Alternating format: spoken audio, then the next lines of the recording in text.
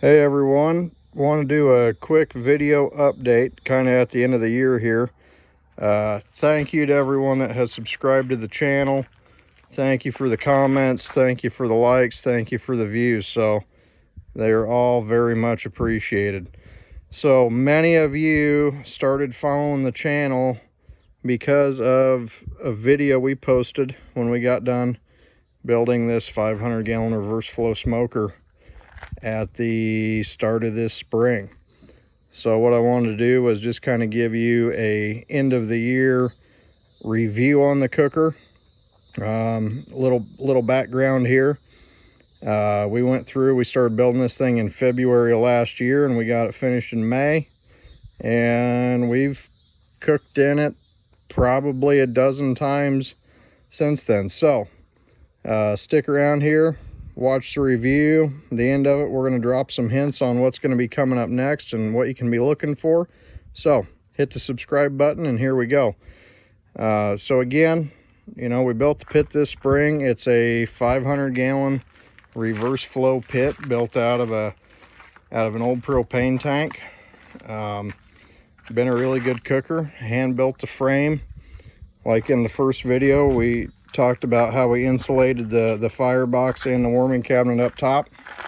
So just a few things that I've noticed after cooking with this thing this first season. I apologize, right now it's dusty, it's dirty, it's been sitting here for probably 10 days, and it needs a good bath before we use it again. So the first video, we did not have the pigs up top or these lift assist springs on the doors.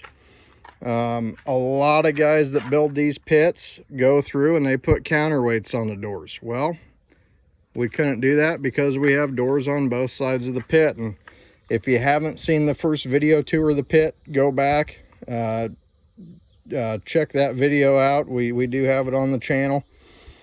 But when I was cooking with this thing, these doors were probably 80 to 90 pounds a piece. I got really tired of having to lift the doors all the time. So we did add these fancy pig attachments, cut them out on a plasma table, added these lift assist springs, and it took probably a third of the weight off the door. So they are a little bit more manageable now.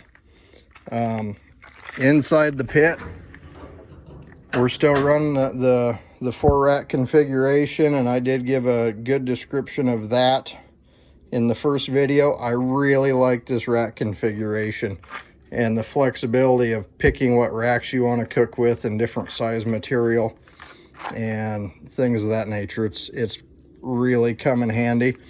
I would have maybe opened up the gap between these two racks a little bit more.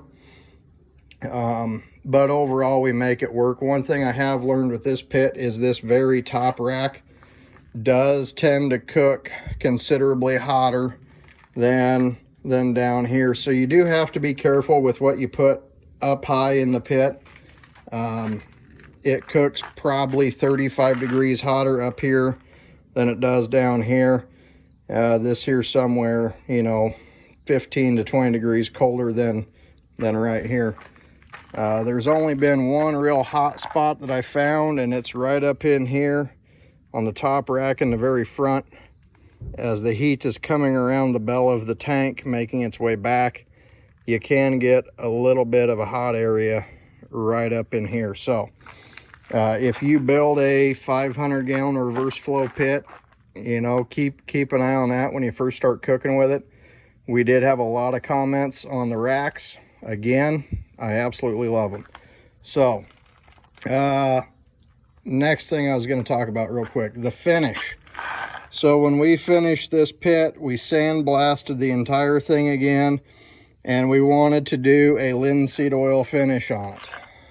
My understanding is to get linseed oil to properly adhere, you gotta get the outside temp of the steel close to 450 degrees.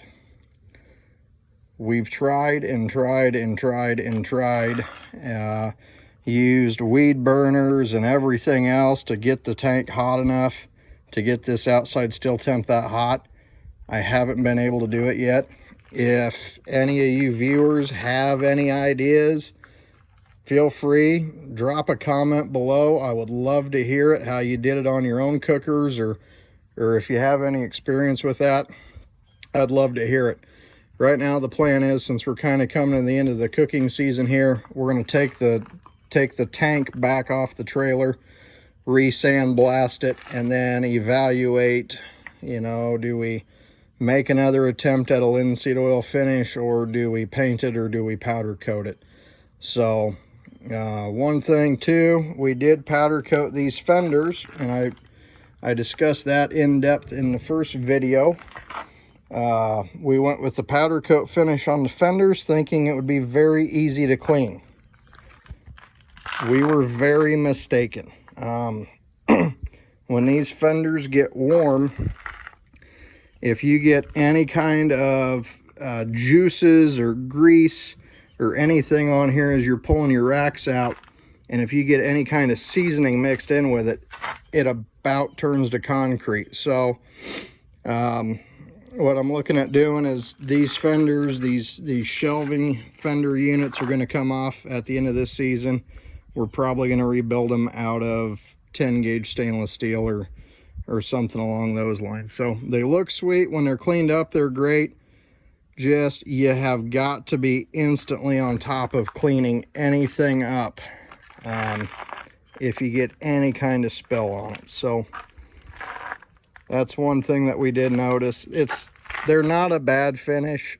It's just, if you're in a panic and you're working multiple racks of ribs or briskets or pork butts in the pit, it takes a lot of time in between to stop and wipe the fenders down, rather than being able to go through and go through your whole cooking process and then come back and clean up. So a little bit more food for thought there. The warming box. So we discussed this spring in depth again. 1 inch thick, insulated with 2600 degree Nomex. This thing holds temp very consistently and very well. The one thing I don't like, and we are gonna reconfigure that here in the off season, is these racks. They hinge in the middle, they don't pull out, and it makes it kind of hard, especially if you have hotel pans weighted down with potatoes, or mac and cheese, or beans, or even meat that you want to just keep warm. The hotel pans tend to want to crumple as you're pushing them up in here. Plus, if you want to cook in here, this is 34 inches deep from front to back, and these racks are 4.5 inches apart. So you can't hardly, when this is hot, get in here and properly work in here to cook if you did want to use this as an overflow cook space.